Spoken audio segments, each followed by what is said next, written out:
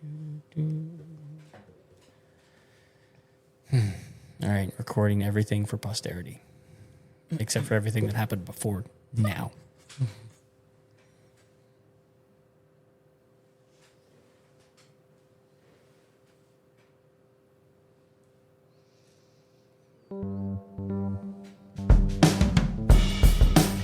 This is episode number 311 of the Homeowner Show. 311.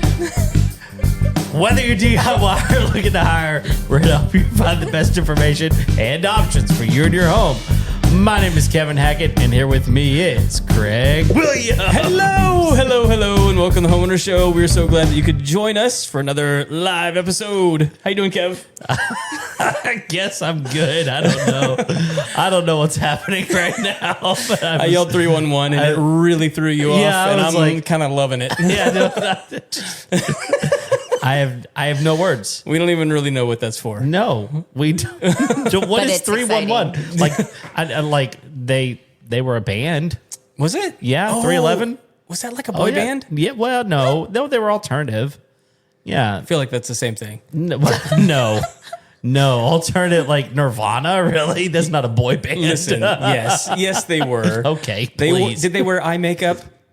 I don't think Nirvana did. They absolutely did. Well, that was only when he was high, which was all the time. So they were a boy band. Yeah. Therefore, yeah, I guess. I mean, Dave Grohl. I mean, like I think he still wears eye makeup. Well, most of them probably do. Yeah. They're hiding behind something still. So, all right, I got another Bill Burr story. Oh, great. Yep. Before we do that, though, we got a guest. We do have a guest. Yeah, you want to let everybody know who you are? Yeah. Hi, I'm Malia Wilson, and I'm happy to be here. Yeah, and what do you do? I'm a family law attorney. Yeah. Yay. We're gonna be getting a little dicey tonight. We've been talking about doing an episode like this for a while. Yeah. Look, half of you are going to be dealing with divorce anyway. Or are divorced. Or are divorced. Yeah. And what happens to your home after that is kind of a big deal. Mm-hmm. So we're going to be getting into some of that tonight. So that should be fun. I've got a Bill Burr story because all of you hated on me for talking about him last time. And I don't care, so I'm going to bring it up again. Yeah, let's do it. Look, I mean, like, I brought up he said free Luigi, which Luigi's a bag of trash and should stay in jail. If he's guilty, which we're pretty sure that he is, because we got him on video shooting the dude in the back. Yeah, that's pretty solid evidence. Pretty solid evidence. But whatever. With AI, I'm just saying. You never know, right? We don't need you playing defense attorney, all right? I'm just throwing it out there. Right. Stick in your lane. Come on. That We is have fair. trials That is for fair. a reason. Yeah, no. Guilt. What is it? Innocent until proven guilty. There Most it of is. the time. Definitely not guilty until proven. Unless you're Trump. Well, So that's a whole nother story. Man, we're going on tangents. This is going to be fun, y'all. yeah. Well, I mean, I had a bourbon before we started the show. This is one bourbon, Craig. We'll get there. But before we do any of that, we got some sponsors. We do have some sponsors. Which one do you want to start with? Whichever one you want, man. All right, Pick your favorite. Whoa. How am I going to make? Well, Don't in do that case, I think I'm you should choosing start from the top. always. You better believe that if I'm choosing my favorite in this case, I'm choosing Low Star Appliance Repair because I know who owns that one, and I'm more scared of her than I am Josh. Well, it doesn't hurt that she wrangles our guests for us at the live show. She does. Yeah. She does. And she is the owner of Lone Star Appliance Repair. And here's the deal. If you are a homeowner, you're probably going to have appliances to be repaired. And I was actually talking to someone just the other day, and they were saying, I can either, I'm looking at going to get a new dishwasher. And I was like, why are you looking to get a new dishwasher? And they're like, well, I was just doing this weird thing. And I was like, how do you know you need a new one? And they were like, well, I don't know. And I was like, why don't you just call Lone Star Appliance Repair, let them check it out. It's not going to be that expensive to check it out. And then you would know, can I fix it, or do I absolutely need a new one? So, I mean, it's just one of those things where most people these days, for whatever reason, we have it set in our minds. It's just easier to buy a new appliance. And honestly, it's not easier. It's not. It is not easier to go searching for all the different brands. You think that like there's a couple of dishwashers out there for you to buy? No, there's like 7,378,000. It's very specific. Have you seen the South Park episode on this? No. Oh no. Where it's I need to know. Today's world, and all the people that have gone to college and everything are like living on the streets, and then all of the Is this where like the plumbers or the handyman become like the they're richest the men? billionaires Yes, and I have seen ruling that. Okay, the- yeah. yes. That is pretty funny. great. Yeah. Yeah. Well, either way, They roll in with their entourage. Yeah. well, I haven't seen it, but what I And do, it takes like 3 like months or whatever to get them to come. That's right. Yeah. well, that's not Lone Star Appliance Repair at all. No. In real life. In real life, they show up pretty quickly, and they're awesome. So, if you've got an appliance that needs to be repaired, they also do maintenance. They have And maintenance warranty plans, work. warranty work as well. Huge. Yeah, I mean, you can call directly to Maytag or Right. whoever it is, or just call them. They'll take care of it. Right. So, I mean, they're kind of a one-stop shop as far as all that goes. You can call them, or my favorite, you can even just text them at 936-647-2364. Awesome. And We also have our next True Texas sponsors, Solar. True Texas Solar and Roofing. And look, they are your one-stop shop. And let me tell you, I was concerned this past week based on prior, storms that we've had that you're going to lose power. Yeah. I mean, we didn't. And I don't know very many people that wound up losing power. But if you have 2 options, and most people don't think they have options because it's typically just hook your house up to the power grid and pay whatever you're going to pay. But you don't have to do that. You can own your own energy and you can pay the same amount every single month. I mean, that's one of the things that's most challenging for me where I live because we have a pretty big property and the fluctuation from month to month can be pretty high, especially whenever we change from like the summer month to the fall month and then back into the summer month after winter. Like it can fluctuate quite a bit. So be pretty cool if you could just make sure that your payment was the same every single month. Yeah. And have a whole home generator, have a battery backup system, make sure that you're, taking control of your own energy. There's a lot of people out there, Craig, that they have opinions about solar, right? Silly people They're don't have opinions. Silly kniggets. If we're talking about Monty Python and the Holy Grail, Yes. silly kniggets. Kniggets. Anyway, they just don't know what they don't know. Yeah. And so I think it's worth giving them a call. If you've ever thought about solar, if you have any desire to learn about it, Josh and his team over there, they're gonna educate you. They'll let you know, is this good for your home? Is this not? What are the circumstances? Help you understand what the rebates are available. And let me tell you something. This is something that's interesting.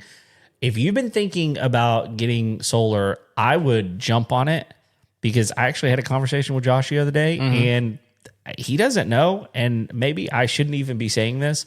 Which means you will. Which I will. There's a possibility that Elon's going to take away some of the incentives. I don't doubt it. Because, I mean, you got to think about it. He owns one of the most successful electric car companies out there.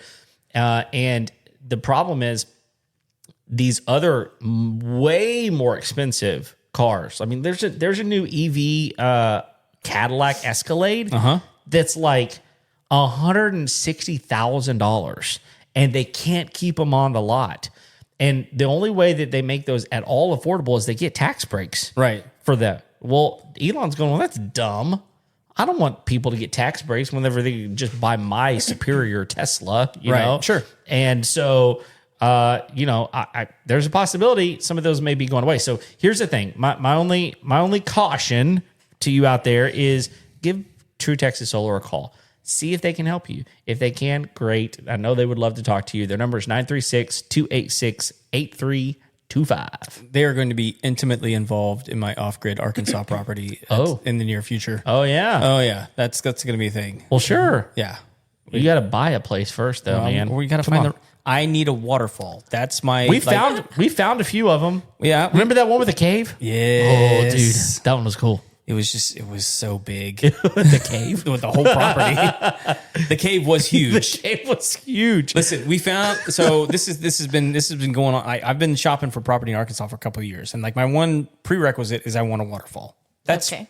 really what I want. Is that too much to ask? Is that Are we asking for like land property? Oh, yeah. For hunting? Yeah, for 100 living? acres. I don't know, 50 acres, a bunch of acres. Sure. so Just everything. This one that I found with a cave, it was on a river, but it had this cave in it. I was looking at the pictures of the cave, and it took me like 2 days to realize that to scale, if you look at the bottom of the picture of the cave, there's a person. And the person's like yay big, but the cave is like yay big. And I'm like, how tall is this cave?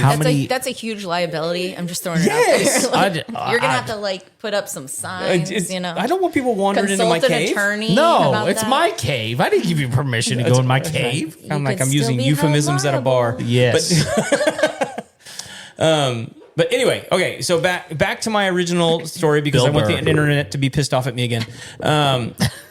So Bill Burr was on the Howie Mandel show earlier this week, I think. Okay. And all of a sudden, Billy Corgan walks in to the show. All right. And all of a sudden, Bill Burr gets pissed off. Oh, I love Billy Corgan. Speaking of alternative. So, right? Yeah. For those Smashing Pumpkins. Yeah. Right? Did you know that they're brothers? What? Are you kidding me? I'm not kidding. I need people to see my face right now because I'm like, what?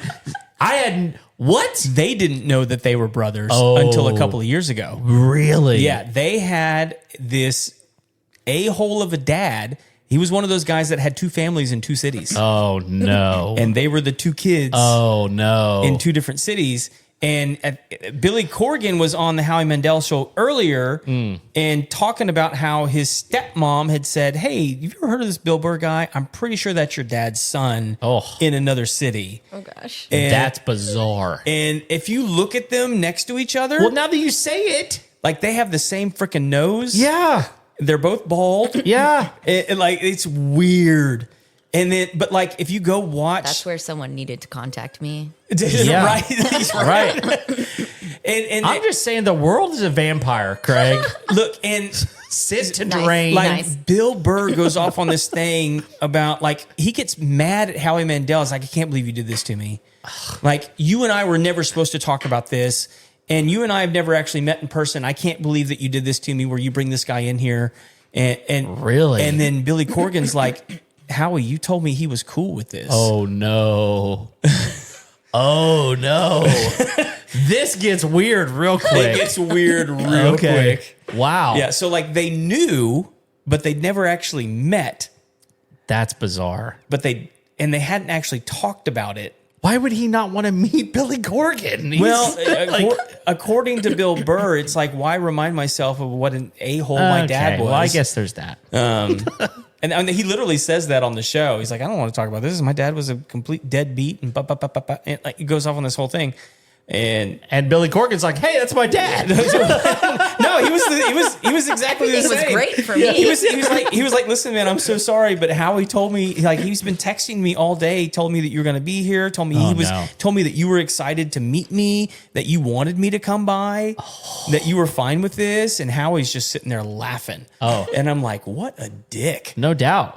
I mean, that's not something you screw around with. No. Apparently it is. Apparently. It may what be you the did there. last time he does it.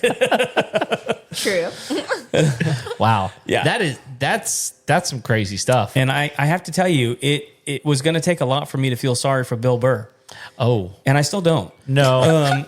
But It wasn't enough. That is not a wasn't fun it. blind side. that was not. No. No. And I was like, look, I don't feel bad for Bill Burr, but I also wouldn't feel bad if like he throat punched him, Sure. you know? Oh, I don't Lord. know. Billy Corgan can still sing. I saw him in concert just a few years ago, and I was like, you sound the same. Yeah. Yeah. So here's the weird thing, right? That dude, as much of a dick as he was in the dad, Sure. like birthed two really talented people. Oh, absolutely he did. He's got some good DNA. So- something going on. Well, and two very confident people to be Yeah. able to go out and be, celebrities, so to speak. I mean, but like Took a lot of work. in very Yeah. different Hard work. arenas, right? Like one's Yeah. comedy, one's music, and like Yeah. it's just Both performers, though. yeah, that's true. Takes a lot of confidence. Well, I imagine he was quite the performer himself. Apparently he was. Well, He was more of an actor, though. yeah. I guess still performing. Sure, yeah. Yeah. That depends The on show the goes night. on. Well, he did it at least twice. Yeah, exactly.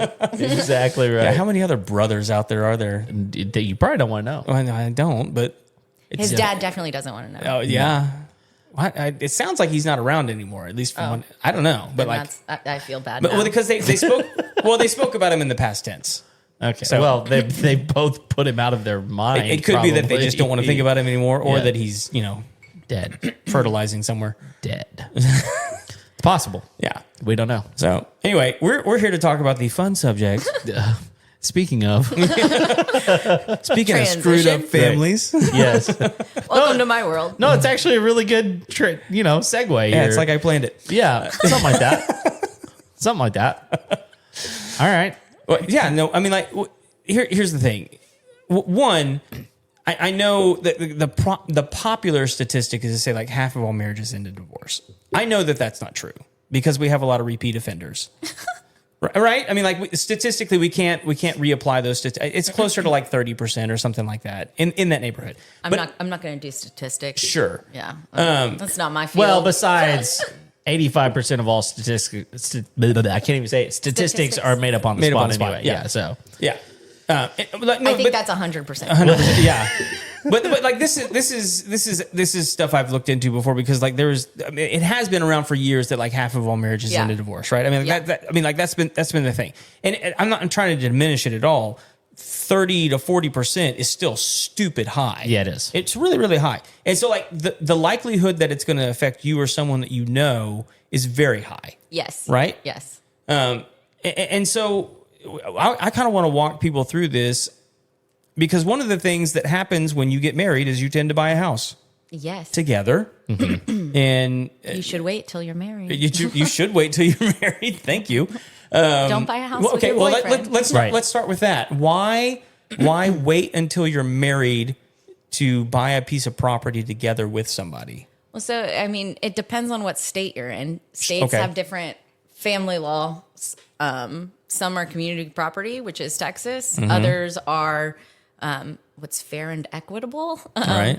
So there's, depending on what state you're in, changes my answer, right? Right. Are there any states near Texas that aren't community property states? Oklahoma's not. Oklahoma's not. Okay. I know that for certain. How do they I used to handle live it? there. It's fair and equitable. Fair and equitable. Is that really the two options that you kind of end up with? Well, there's one other, but I can't think of what it is. Okay, and that's fine. then I know That's fine. Louisiana is just weird. yeah, Sure, that's fine. Normal. That's Yeah. fair. They understand that. Yeah. Yeah. They're okay with And it. they too. call things parishes. I mean, That's true. Okay. whatever that means. No, but in Texas, because it's community property, if you purchase a property, really anything during a marriage, it's presumed to be owned by both spouses equally, which means that if you're going to sell it or you're going to get divorced, then you can split whatever equity is in the home. Whereas if you buy it prior to marriage, a lot of people will be in a relationship, so they buy a house prior to getting married. And that house becomes the property, the separate property of whomever's name is on the title.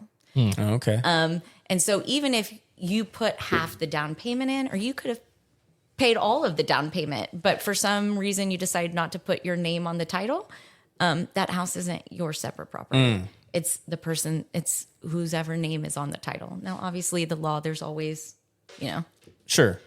loopholes to most things, but in general, that is the basic principle. Wow. That's something to think about. I mean, there's a lot of things that go into buying property anyway. Right. Whatever it looks like. But just wait. Yeah. Right. I mean, Well, but like this is so. What I want to ask about is like prenups because a lot of times sometimes you meet somebody that already owns a home. Yes. Right. Well, and so again, it depends on what state you're in. In Texas, well, in several states, you can do prenups. And a prenup is great in places like Oklahoma where it's not community, right? Right. Which means that if it was bought prior to marriage or owned prior to marriage, right, it's your separate property. Now you have the burden of proving that the person's saying it's my separate property. But in Texas, that's where you really have to talk to an attorney about what all of your assets are and what your goal is and what you're wanting to protect. Because if it's a house that you own separately, that remains your separate property. If you purchased it prior to the marriage. It doesn't change because you become married. Right. But if you're purchasing a house with someone else, right, and you want that house to be owned by both of you together, that's something separate. And that's where there are lots of different ways to go about it. And in Texas, you can actually do it after you're married as well. You can say, okay, well, basically you're gifting a 50% interest in the property to the other person. So there are different ways to go about it at different times. Right. But let's hope you're getting along, because, if not, Well, and the problem you're is SOL. most people aren't thinking about that when they're getting no. married. They're like, hey, let's take a minute and just decide what's yours is yours and what's mine is mine and what's ours is ours. And let's go ahead and draw up a document to go ahead and talk about all the things, because everybody's like, whatever, we're going to be married forever, right? We love each other. It's going to be great. Yeah. You know? Because 100% of marriages don't end in divorce. Hang on. I'm doing the math. I am too. I'm like, wait a minute. So none. Yeah. Yes. I'm just kidding. Yeah. It's a joke. Yes. I'm not funny. Okay. No, you're funny. The problem is I'm sitting there going, 100%. it's 100%. It's impossible. I think It's maybe. impossible. It Yeah. is impossible. It is impossible. You are correct. Yeah. Yes. Congrats. Thank you. You're welcome. I'm so proud of I'm myself. happy you figured it out too. But I think that's one of those things though. Like, and this happens in business a lot too. People, wind up saying, "Hey, let's just partner together," and they think we're gonna be happy forever in this partnership. And I think those are uglier than marriages. I think you're probably right. I think you're probably I would beg right. to differ. So it's Let's do business and marriage, and then that's like Sure, a yeah. real Yeah, fun, yeah. real fun. yeah. I mean, there's layers. We can just go down that rabbit hole. Just keep digging. Yeah, I just think that you have my point is you have the best of intentions to begin with, but you don't sit there and figure out, okay, what is the exit strategy? And the problem is, like, I think that's, I don't know. Craig and I have pretty strong opinions on this, but like, it's like, if you have to have an exit strategy, we should probably not get married to begin with. Oh yeah. Okay. When my husband originally asked me for a prenup, and I told him I would sign a prenup if I could write it, and then he was like, "Yeah, no, I'm good." I don't want to do that. I was like, "That's smart, boo boo." Yeah. But I realize it's easy for me to say that, but at the same time, like you don't know. you don't know. That's the thing. Well, like, you don't know. Here's the thing, like, and I just relationships in general. Like, this is something I've had the opportunity to speak into on many occasions, just because of my pastoral background. But like, one of the things I've noticed that I think a lot of people. Why is that coming through? I have no idea. I'll turn that off here. Keep going. Anyway, one of the things I find that a lot of people make the mistake on is they get married too soon, Yes, right? Because they're in love. And I get it. love. Yeah, right? I get it. And so one of the things I encourage a lot of people before they get married to do, and I think this is just good advice in general, is to like go through a Christmas with somebody. Go through a couple of holidays with somebody. Because there's nothing that will bring out the weird in the person that you're trying to marry than like a major holiday. Oh, for sure. You know what I mean? Yeah. Or like a drunken 4th of July. Right. Yeah. You know, like, Party. but like figure, like, and like Kevin's talked about this many times, like he married into a situation where he never gets to spend Thanksgiving with his family. Yeah. Right. I don't either. I spend it with my husband's, but Right. And that's the way, It's the way his, still- it's still but what we do. But he went into that relationship knowing that was the way it Yeah. was, because his wife was very upfront with him. It was like, look, every Thanksgiving we're with our family and we're at Caddo Lake. Yeah. Well, she said I'm going to be there. you don't have to come. No, I did. But it's something we talked about up front. Yeah. But like, if you had gone into that relationship and all of a sudden she sprung that on you, like, because you guys fell in love in December, Right. and then got married in March, Right. like, you would have never known. Mm-hmm. Well, I feel like a lot of times people don't have those hard conversations. Yes. Because it's awkward. Which, I mean, that's really ultimately what I'm right? saying is like, yeah. I mean, about everything, right? You've got people that don't talk about finances, don't talk about what are your goals in life, right? Do you want to stay here? Do you want to move? Do you want to travel? I can't tell you how many people come into my house. Just kidding. Into my office. They're not invited. Yes, That's a different don't come podcast. to my house. Ouch. I'm not on whichever number you're on. My drinks.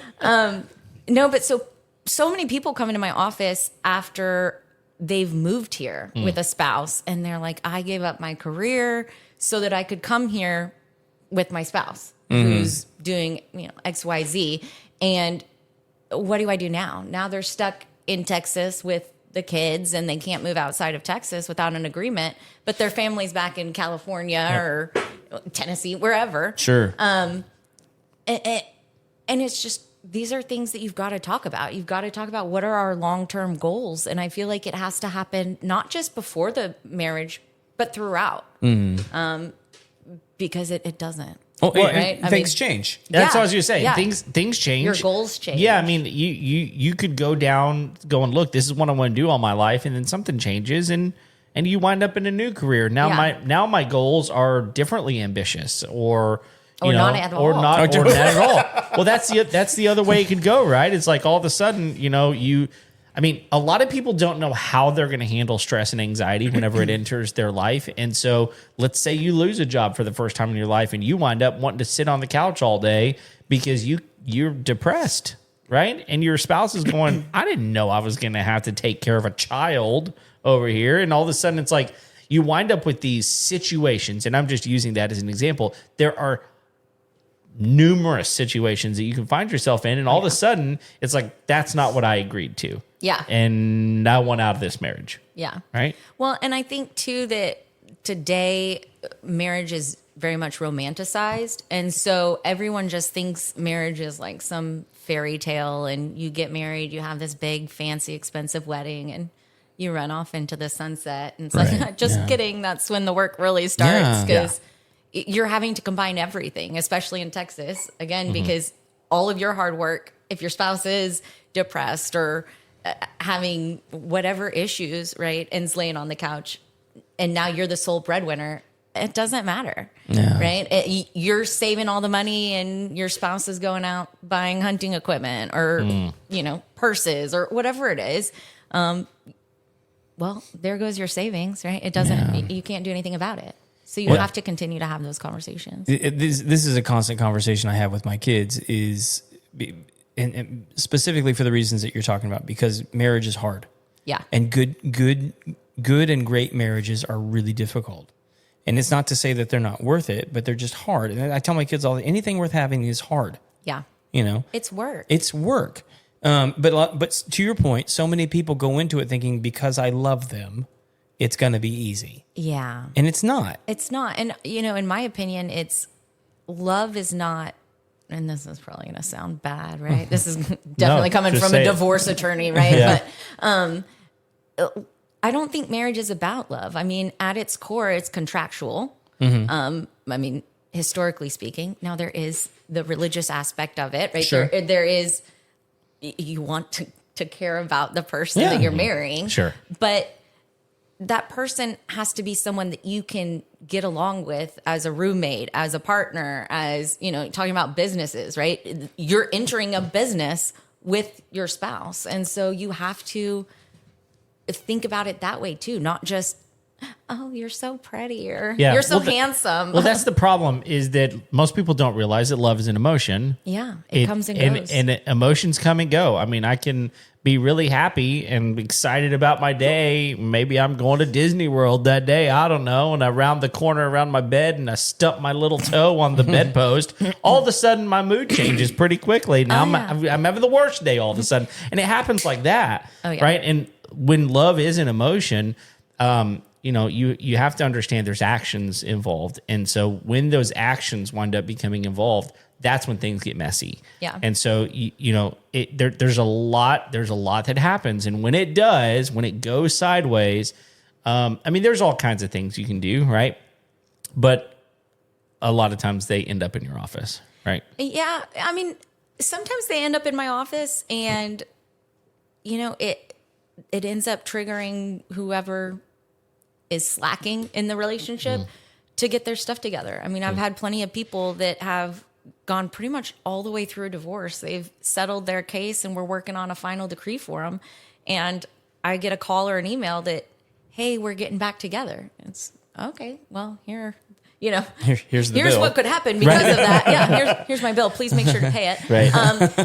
But it happens. But that bill is probably worth paying if they don't actually end up having to go through that. You know what I mean? I think it's worth paying no matter what. I think that's fair. But you know what I mean? Like if that relationship can be salvaged, if somehow them going through the process and you in a sense almost scaring them straight. And I realize that there's some people that just need to get divorced. Yeah. I'm not like pie in the sky. Like there's some people that just need to get divorced. Yes. But if there's people that can reconcile their differences, and part of that is them going through a process and you making them realize how horrible this is actually going to be. Well, and I think they realize that how much of their life is changing, right? Divorce isn't easy. It is a complete game changer. Right. I mean, your lifestyle for the most part, not with everyone, right? But for the most part, people's lifestyles are changing. If you've got kids, right? Your schedule is changing. Everything is changing. Right. And people aren't used to that. And it can be very scary. And once you realize that, sometimes you realize that's not what you want, right? Yeah. Well, I got a question that just popped up. Our friend Patrick, the mortgage guy, he had a question. I think it's a great question. What are the top 3 reasons for divorce? I get asked this one regularly. I think the number one reason people get divorced is lack of respect. And that I can break down into several different subcategories. Yeah. And that's where I would say those 3 would come from. But lack of respect, I think, is pretty much sums up every divorce. There are people that just stop being in love, right? And so they're like, we're great friends, but we're not meant to be together. Sure. That happens, but they're usually not talking to me, or they're just having me draft an order for them. The lack of respect, if there's cheating involved or adultery, right? I consider that lack of respect. For sure. There's a lot of people that are financially controlling. And so I think that's a lack of respect. Because it's manipulative. Yeah. Well, I'm working all day. And for instance, you've got a stay-at-home parent and you've got a person that's working out of the home. The stay-at-home parent, which I could never be. God didn't make me that way. Yeah. They're working all day, taking care of the kids, cleaning the house, feeding, the kids, cooking dinner, whatever. So they're working. It's just a different aspect, right? There's plenty of people that have a cleaning service. They have maids. They have people that do food prep for them, or they use a company for food prep. All these different things people are paying for that spouse is doing. Daycare, right? That spouse is doing it. They're transporting the kids to all their activities. But the spouse that's working is saying, no, you don't do anything. You don't deserve any of that. You can be on an allowance, or you can have this because I'm giving it to you. And so it's very much they have to ask for it, or, it's on the conditions of another person. So to me, financial control, I think would be another big one, but they all kind of fall under lack of respect, or just being rude. I mean, you can't, so many people just talk horribly to each other. And that's a huge one, because they won't talk. They don't say, here's what's going on, or someone won't listen. Is it like when you say that they talk horribly to each other, is it that they don't communicate, and then when they do, it kind of like boils over into like a disrespectful tone, and you know what I mean? Yeah. So I don't know that I can answer that accurately, because they're not typically together when you're, I'm just seeing the bad stuff. They're not coming to me when things are good. But I do go through a lot of text messages over a lot of years, and I think in general, so like that right there that you just said, I think that's something that a lot of people don't even think about. Yeah, don't think about it. Don't think about it. I want your text. You want your text? Yeah. You don't delete all your texts. Yes, keep them all. Yeah, Keep them all. It's good evidence. Yes, I love it. Thank you. Well, but this is the same thing with people who like put stupid things on social media and then wonder why they don't get the job. Oh yeah. You know what I mean? Like you think that your potential employer is not going to be like going through everything that you've ever posted on social media and It's just like going through a divorce and you have pictures of, dancing on a table drunk or, whatever it may be. And It's that don't a good post attorney this. is not going to use that. Right? I would use it. Absolutely, because you're advocating for your client. Yeah. Yeah. I mean, when you get everything you can for them. I mean, like, look, you shouldn't have done that. I thing. didn't make the facts. No. Yeah. Right. No, you're just presenting the them. facts. Yes. That's it. Yes. Yeah. Acquiring and presenting. Yes. That's it. We're telling a story. Sure. Well, and I think, I could tell you guys some stories. I can't. But. well, I think that's one of the things that, when it comes to the ugliness of all of this, it is a story. Yes. And it's a story that, guess what? You have painted. Yeah. And whether or not, you're the one that's advocating for the divorce to happen, or whether you're, both in it or whatever, it doesn't really matter. The story has been painted by two people. And so then it winds up all coming out.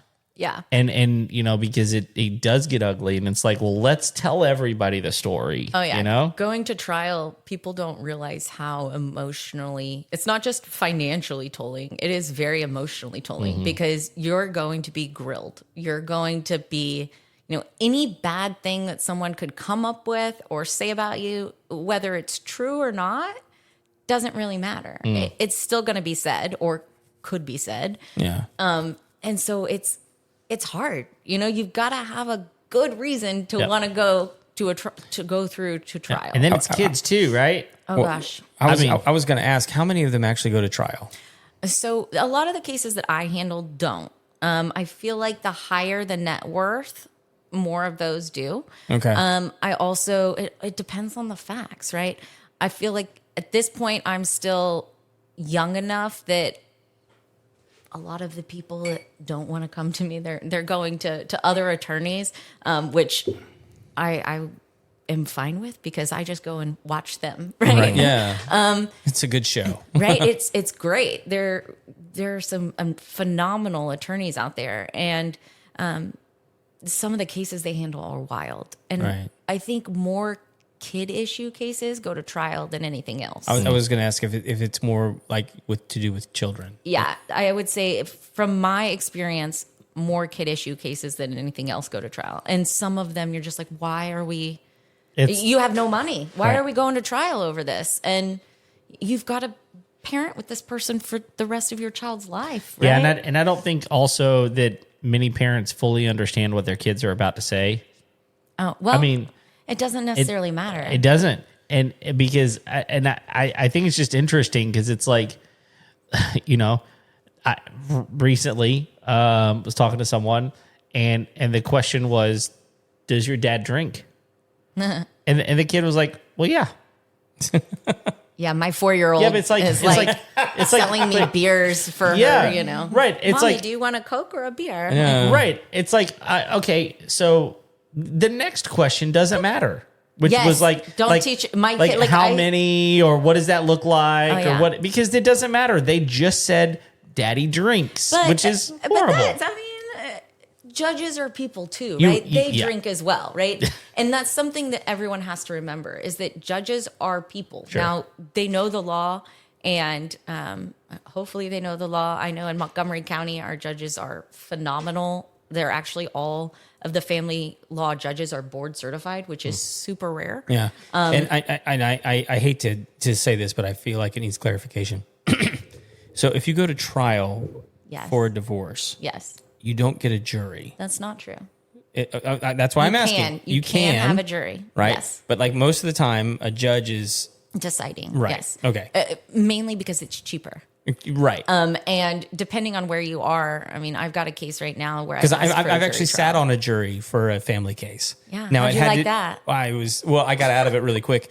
Well, no, because it was kind of a funny situation. One of my clients was one of the attorney. It was a custody case. The state was trying to take parental rights away from a set of parents, and so each parent had their own attorney. Yes. And then there was the state. And then one of my clients was somebody representing the kids on behalf of the state. And so I had to go to the judge and be like, that's my client. You know, you don't want me on this. She pays me money. I'm probably going to side with her. I'm a little biased. You know, but no, I just had to be honest. And like, look, I know her. She's a friend. She's a client. And the judge was like, that's fine. Yeah. Well, and sometimes it's up to the judge. You know, and a lot of times with stuff like that, but like I just wanted the attorneys will talk about it too. Like, oh yeah, okay, well, you know, we're okay with this, or sure, yeah, that's, you know, they know this person through this, but right, okay, that's. But I just wanted people to understand, like, at least in Texas, sometimes it's. Yeah, and Texas actually, well, in at least Montgomery, Harris County, and several of the surrounding counties, mediation is required before most trials and but for family law. Mm-hmm. And for people that don't know what that is. So family law is going to be divorce. I mean, mediation. Oh, sorry. No, you're good. I was like, I can list this. Mediation is basically where you have a neutral third party that is playing, you know, gatekeeper and going back and forth. It's not typically where you're sitting across from people like we're doing. Right. You know, because you don't typically like each other if you're in that situation. And so the mediator goes back and forth between the parties to try and help them get a resolution. And because we have that, it helps clear up our system. In Oklahoma, my brother is a family law attorney in Oklahoma, and that's not required. And so a lot of his cases go to trial because of that. So people actually can end up saving a lot of money by mediating, and it's a requirement. So it's not like you have to agree. Whereas in Oklahoma, my brother will be like, I wish we could just mediate. We could get this settled, but they won't agree. That's it. I didn't know it was required in Texas. It's not by statute. So it's by county. Is by county. Yeah. So is like Montgomery County, it's required? It's required in Montgomery County before a final trial and before a temporary orders hearing. Okay. What about Harris County? Harris County, it depends on the court you're in, but most of the courts, it's required before a final trial, and it's required before a temporary orders hearing if you have complex financial issues or kid issues. Interesting. Yeah. So it's like, so in Texas, it's county by county. Yes. Interesting. Yes. Okay. But where we're sitting right now, it's required. Yes. So and you think it's great? I do. I think it's great because it gives people the opportunity to come up with creative solutions for their own problems that fit them personally. Yeah. And, you know, one of our topics today, homes and selling homes and that type of thing. In mediation, you can get really creative with solutions for splitting assets and whether you're going to sell property or not, to help deal with the equity in a house. Sure. So it's a really, really good alternative to court. Is the house, in your experience, like one of the most contested items in a divorce, other than children? So it depends on what the assets are. Okay. Typically, it is one of the larger assets that people have. Whether people have a lot of equity in it is a different story. You know, you could have a $800,000 house that you owe $750 on, and it's like, okay, well, that's $50,000. We're gonna pay that in closing costs, right? Yeah. So it really depends on the estate. I think that homes are more commonly fought over because of the emotional aspect of them. You know, this is where my family is. This is where my kids grew up. That type of thing versus I want to stay in the house because it's worth something. Sure. Yeah. So, it's not just because of the value. Yeah. It's because of the emotion. Yeah. And that's what it boils down to most of the time. You know, when I meet with people, I ask them, do you want to stay in the house? Because if so, what are you willing to give up to stay in the house? Yeah. And can you afford it? Yeah. Because again, that's lifestyles a big are debt. changing. And sometimes, especially with the interest rates being as high as they are right now, right? It's like, yeah, I don't want to move. I don't want to sell the house because my interest rate's going to be so high. And Right. You mean if they have to go buy something else? Or Yeah. Okay. Yeah, that makes sense. And if you're going to buy something else, you want to get into it right away. Sure. You don't want to be renting and losing money. No, for sure. So let's talk about kids for a minute, because I think this is a massive part of so many divorces. Yes. I think that there is a somewhat common understanding that when you have kids, that they're just going to go with the mom. That at least in Texas, it's always been like, oh, in Texas, the judge highly favors. And this is Why not wouldn't true. you favor us? Well, I'm just asking the question. I mean, Craig, I think come I'm back. pretty great. Come back. I'm just No, kidding. but it's and I know that this is the case in a lot of other states as well, that this is at least commonly understood. Now, whether that's true or not, I would really like to hear what that looks like, because I'm sure there's nuance to everything. Oh, yeah. And just like you said, and I said earlier, right? Depending on what state you're in matters. Depending on what county you're in matters. Personally, I think that in the areas I practice in, I don't see that, right? A lot of the times the judges are looking at the facts of the case. Which parent is parenting the most? Which one is going to be the best influence on the child? We always say that there's, I shouldn't say always, right? But there's typically a Disneyland parent, the parent that is fun to have around, that doesn't like to get on to the kids or buys them gifts or takes them to do fun things and doesn't make them do their homework, right? That's the Disneyland parent. Yeah. Just because you're the fun parent and your kids are thrilled that they get to see you and they're mad that they have to go to mom or dad's house, doesn't mean that other person is going to lose custody, right? Okay. It doesn't mean that Disneyland parent is going to be primary. With that being said, I mean, I always tell people that if I were to get a divorce, my husband would probably get our kid. He's a great dad. We both work long hours, but every night, I mean, I would say more often than me, he's there tucking our daughter in, reading to her each night. Whereas, I mean, that's what we're looking at, especially if both parents are working, right? Mm-hmm. Who is taking the child to the doctor the most? Who's tucking them in at night? Who's feeding them dinner? Who's making their lunches? Who's helping them with homework? It's a large number of factors, and it's not just that, right? If one parent is going to be financially irresponsible, are they going to be able to provide food for the child? Even if you're getting support, if you're just blowing money left and right, it may not matter. Right. Yeah. Well, is there ever a situation where you have a client and they come to you and say, "I want custody of the kids," and like always, yeah, of course, and you're like, oh yeah, those kids don't need to be with my client. Yeah. What do you do in those situations? Like, what is how do you deal with that? My job is to represent my client. Yeah. So whether or not that means, I mean, we all have our own moral compass, right? Sure. So there's certain things that when someone comes in, typically, or you have a good idea, this person's, this type of person, right? Mm-hmm. I don't know how to say that in a nice way. There's not a nice way. Yeah. You're a good person or you're not, right? Yeah. No, you don't always know that out of the gate, but typically you do. And I mean, I've had clients that have come in and I've told them, look, I can help you with your property, but I can't help you with the kid issues. If you're going to fight on those, then I can't help you with that. Because I don't agree with it. Right. Uh-huh. But if they hire me, typically those people go into it knowing you're going to be upfront with them. Yeah. I don't like to blow sunshine because you're going through family law. No one likes me anyways, right? Right. Yeah. I'd like you to just not hate me as much at the end. Right. And so, yeah, there are times though that you're halfway through a case and you realize, oh, this person might be crazy.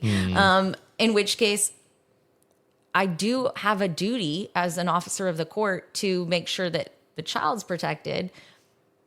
But I also have a duty to my client to try and help them get what they're asking for. Yeah, I mean, there's a big difference in, I don't think these people are great parents and these people are harmful to their kids. Yeah. That's a big difference. It's a huge difference. Yeah, that is a huge difference. And when that happens, there's an ethics hotline that you call. Sure. And it's like, I need to talk to someone. Is that for you? Yeah. So for Okay. the bar, the Texas Bar Association, we have an ethics hotline that we can call if we've got questions about like, hey, should I be doing this? Or is this okay to do? Yeah. Are they actually helpful? Yeah. Really? Yeah. Okay. Yeah. Is that like an independent agency, or is it like a nonprofit? Is it a state funded thing? Like I what? think it's just through the state. The state bar? The Texas, state bar. Okay.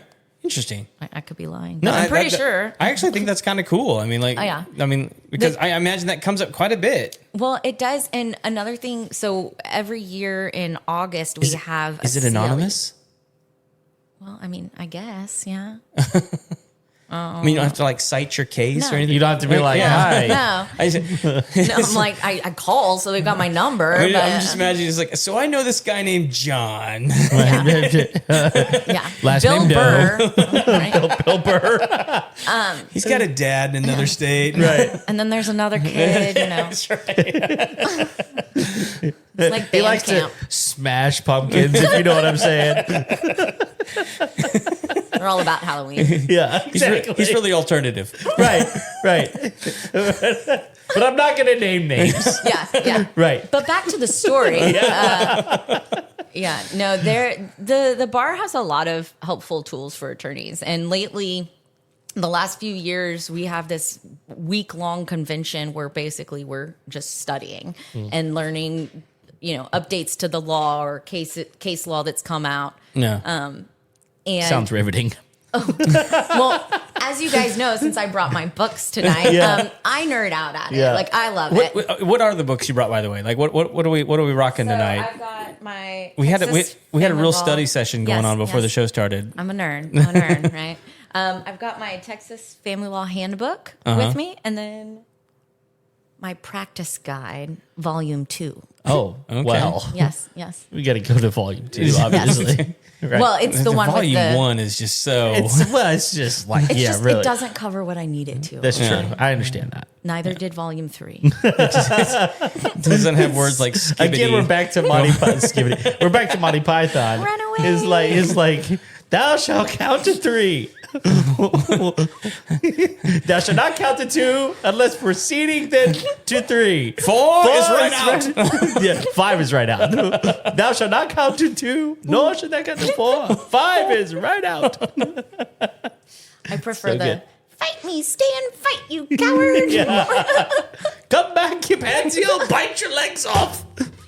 This is really derailed. I'm sorry. Yes, that's fine. Yeah. See, you say that, but like in my line of work, I feel like there's nothing that's really surprising. And when someone comes in with something surprising, I'm like, ooh, this is an interesting day. Like that took a turn. I've said that before. Like with what I do, like there's very little that surprises me anymore. I mean, it's not necessarily even that I've seen everything. Yeah. It's just that, you know what? That sounds plausible. Like, I've seen too much. Yeah, of I've too seen- many that's- people. That's it. Yeah. So here's the one I want to know, because I was thinking about like, what if I had like the giant wooden rabbit from Monty Python? Oh, my like, would I goodness. try and keep that in a divorce? Like, what's the weirdest? Oh yeah, you would fight to I the would- death. I would over fight that. to the death for that. I mean, I would. It's just sure. Perhaps if we build a large wooden badger. So what do we do now? I want to know, what's the weirdest thing you've seen a couple fight over? Oh, that's a good one. Oh Lord, I don't know about the weirdest thing, but I mean, Most people unique. fighting over board games. What? Yeah. What? Yeah. You can buy What, another what do you one. mean fighting over board games? Like who gets which board games? Oh my goodness. Yeah, I was. That's like, in the I- weeds. I know. I was like, okay, you was can it like Will literally. Wheaton? Was it? Wait. No. Literally, like, you could go buy like every board game out there, Right. For what you're paying me an hour.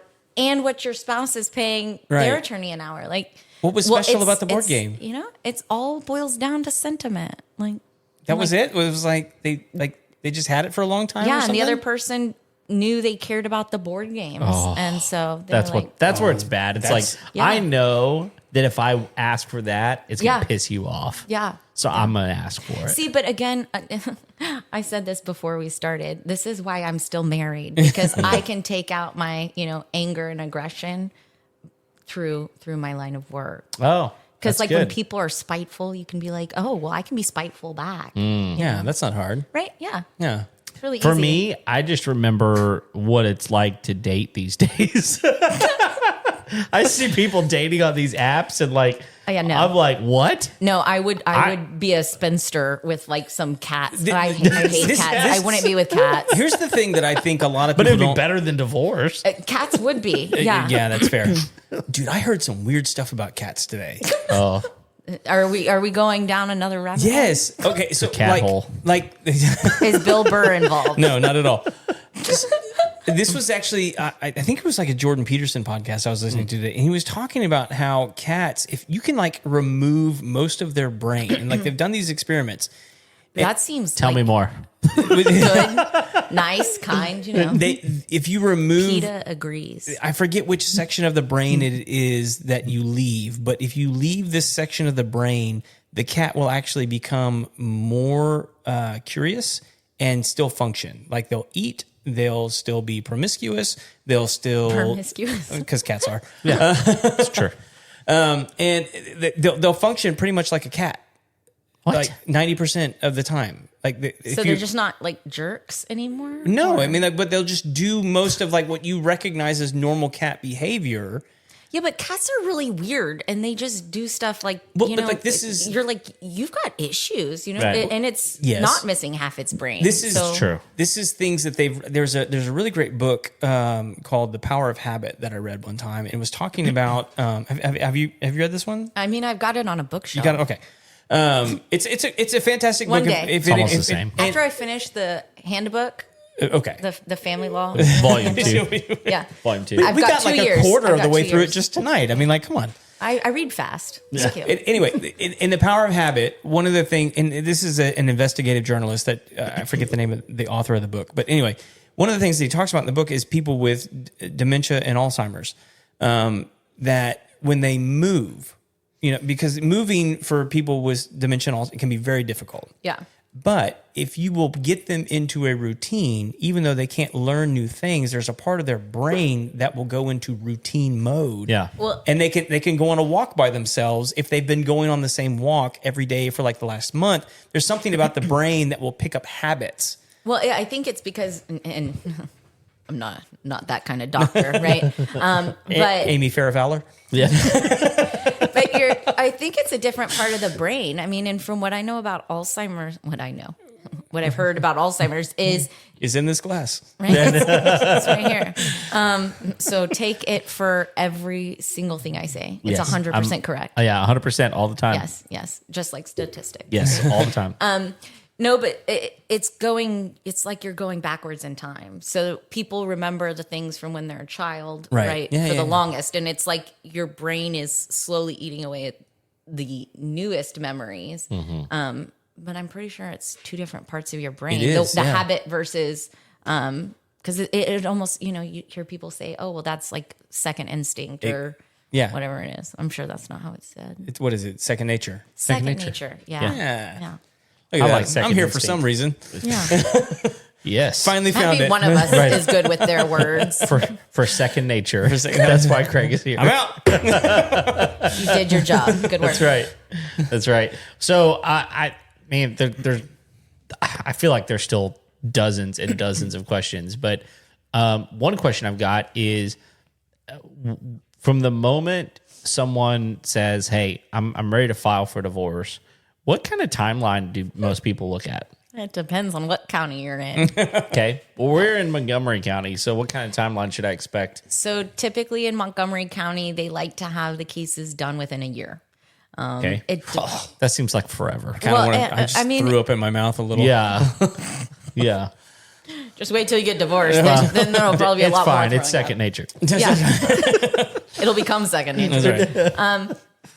It just depends on if you're fighting and how much you're fighting, right? If you've got next to nothing property wise, but you've got kids, you could fight for the whole year. If you've got a ton of property and serious kid issues, maybe there's some sort of abuse, or there's alcohol abuse, there's substance abuse of some sort, drugs, you might have to do what's called a stair step. So you're starting to ease back into possession and access of a child. And in that case, you're wanting to drag it out longer, Right. to see if that person actually gets the help that they need.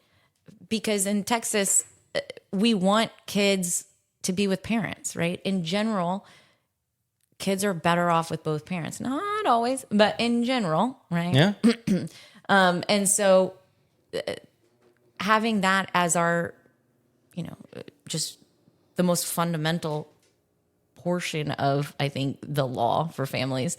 Don't know where I was going with that. That's okay. No, I think that's it. That's kind of what I expect you to say, but the year marker, Yeah, that's gross. In That's Harris County, gross. it could be longer than a year. I mean, it could be 2 years. Oh my It goodness. just it should be within a year, and but Harris County's huge, right? Yeah. And so, and it also depends on the facts of the case. If you have extreme circumstances that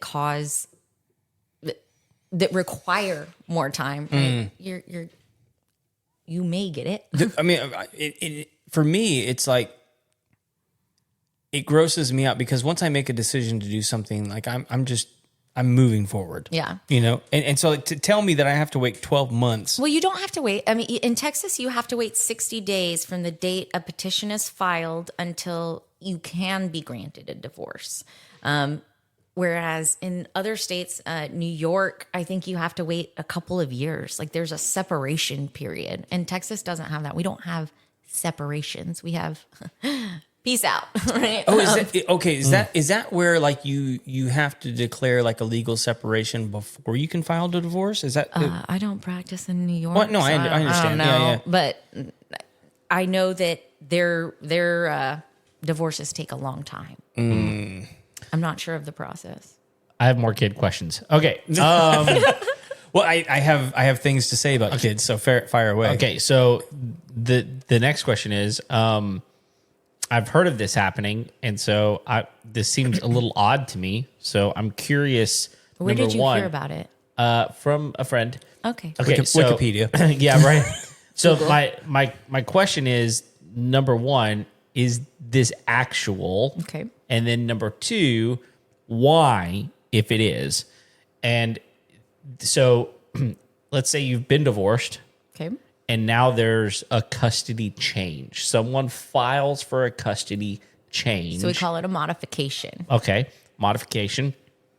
My understanding is that, let's say that my wife and I have been divorced and she has primary custody of the kids, or maybe we have shared custody of the kids, equal shared custody of the kids. And I decide I want full custody of the kids. So let me ask you Okay. how you define custody. Is that time with your kids, or is that rights to your kids? So rights would be like making decisions for education or invasive, non-emergency medical. I was going to say the medical decisions is the big one, right? Yeah, but if you think about it, non-emergency invasive medical dental, that limits it quite a bit. Yeah. I mean, there's not a whole lot. Since COVID, one of the big things has been vaccines, because you're actually piercing the skin, right? Right. And so it could be considered an invasive medical procedure. Interesting. That's a non-emergency. Interesting. So it depends on what you're talking about. Possession and access, Well, time with But your kids. we've had way more dramatic cases than that pop up. Not necessarily in Texas, but like where like one parent is like trying to like surgically alter the gender of a child, and the other parent is like not wanting to. Yeah. And I mean, it all boils down to the rights and duties. So a lot of people say custody. Yeah. And there's nuance to that. yes. It's So- do you want to so- make those decisions, or how much time are we spending So with the children? let me just throw a scenario out there that I think is maybe reasonable. Okay. Parents that they go, look, best thing for our kids, we're going to split equal time, Okay. week on, week off. Okay. Whether you agree with that being good for your kids or not, that's a whole other thing. But let's say that that's what your agreement, and we're also going to split the decision on anything. Everything's split 50-50. Okay. But all of a sudden, what I want to do is I want my kids to live with me full time. We can still split 50-50 decisions, but I want my kids to live with me full time. So more of the time, but still seeing mom. Correct. Okay. My understanding is that the person that files for that modification gets the kids until the modification Absolutely not. Okay. No. Then why does that happen sometimes? Well, because they hired me. No, I'm just kidding. No, it all boils down to, in that case, you would have likely a temporary orders hearing, and that is going to decide what happens during the pendency of the case. Okay. If a modification is being filed because there's some sort of an emergency, like the kids are in danger, right? Then, the person that filed to modify could have possession of the children until the case ends. And that could probably be pretty wide scope on what danger means. Or is it pretty... In Texas, I mean, Texas, we don't like to take kids away from their parents. That's good. Without solid proof, right? Sure. And even then, that's where that stair step that I mentioned earlier can come in. But I would imagine other agencies become involved in that conversation, like CPS and... They could. Yeah. It depends, right? But they could. But typically, for a modification, it's just whoever wins on temporary orders, right? That's what's going to happen. And to modify a prior order, there are certain things you have to have. There has to be a substantial change, a material and substantial change in circumstances. And I feel like the bar for that is pretty low. But to actually change primary, or change the person who designates the primary residence of the child, it takes a lot more. You've got to show that there is basically that there's a serious reason why this child needs neglect, or maybe it's, abuse. Not just that the kid wants to move from dad's house to mom's house. Yeah. I like dad all of a sudden. He's the Disneyland guy now. Yeah. He's taking me to, wherever on vacation, and we're having a lot of fun. Yeah. No, it's everything boils down to facts and how those facts are portrayed, right? It's something I learned in law school is the law isn't fair, and it's all about how you're telling a story. Who tells the better story, right? Who puts the facts on the best? Yeah. That's an interesting way to look at it. Yep. Yeah. All right, ask some of your questions, because I have more. Well, no, I have some related to like homeownership and things like that. But like I was gonna say, like, you and I have a friend that didn't change their last name after a divorce, specifically so that they could make medical decisions for their child. So they should still be able to make medical decisions. I know that they should be able to. If they just provide the final decree, or if they weren't married and they have a child with someone else, and they have a final order in a suit affecting a parent-child relationship, that order will state that they have those rights. Right. And so... but for this particular instance, she just found it easier to not change her name because the hospital stopped asking questions. Yeah, and I think, being easier, though, is different than it being... Legal. Yeah. Yeah, I know, I get it. Yeah, so... But sometimes... easy is easier than legal. A lot of times it is, actually. No. You always want me. Right? Right. Yeah, I would rather easy than pay you, probably. But like this you don't know. I don't know. You're right. I think this is an interesting one. Be like, what would you do to manage that situation on behalf of your client? To manage them not being able to make decisions? Right. So this specific situation, I don't want to use any names, but like you have a father and a mother that had a child that has some serious medical issues, and the mother gets remarried, but doesn't want to change her last name because she wants her last name to match the name of her child, because she's the responsible one that makes good decisions for their child. Yeah. Right? And doesn't want that to be hindered in any way. So what, I mean, like if you're like, well, no, go ahead and change your last name, how would you manage that for them or help them in that situation? So I mean, I would still say go ahead and change your last name, and then you just need to provide a copy of your final decree of divorce to your child's doctors, hospitals, that type of thing. And in that case, I would probably also say a copy of your marriage certificate with the new spouse, because your name has changed then from whatever your prior last name was to the married name. Yeah. You see how messy this is? But yeah, I'm getting confused, and I'm, but that's why I get up every morning, because it's that's different. true. Every morning is different. And I will say that I appreciate that there are people like you out there, because I know that while you do have the best interest of your client in mind, I get that, but there's also this desire to make sure that things are taken care of, because this a lot. Yeah, it's a lot, especially whenever things like kids get involved. That's where things wind up being so emotional and so difficult to deal with. Yeah. So and what I've found to be true also is that there typically is someone in the relationship, mom or dad, that the kids are more emotionally tied to. For whatever reason, they're around, mom's around more, dads. Yeah, it could be Disneyland, or it could just be that they're more attentive in general. No, that's right? not it. Yeah. But then there's also, the truth of like, you know what? The most important thing to you is the kids. So I'm going to go after them. I don't really care.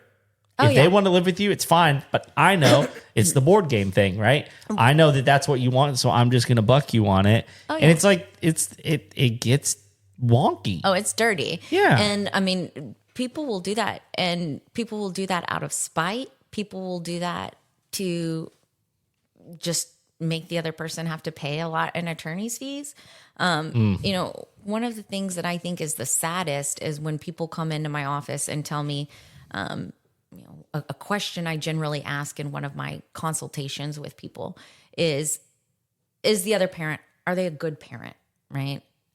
Not do you like them, not are they a jerk, or, whatever, right? Is this person a good parent, yes or no? Mm-hmm.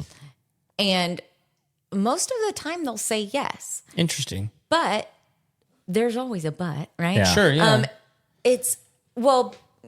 This person cheated on me, and so they've, I don't think they're a good influence. Or it's typically because something has happened to that person, right? And so they've been hurt by them, and it's hard for them to get past that. They transfer that onto their kids. Yeah, and they forget that, again, you're going to be stuck with this person forever. This person is still your kid's mom, still your kid's dad. Like, that doesn't change. Yeah, you're going to have to spend, no, I mean, it doesn't change. Christmases and Thanksgivings together. You're going to have to negotiate that. Yeah.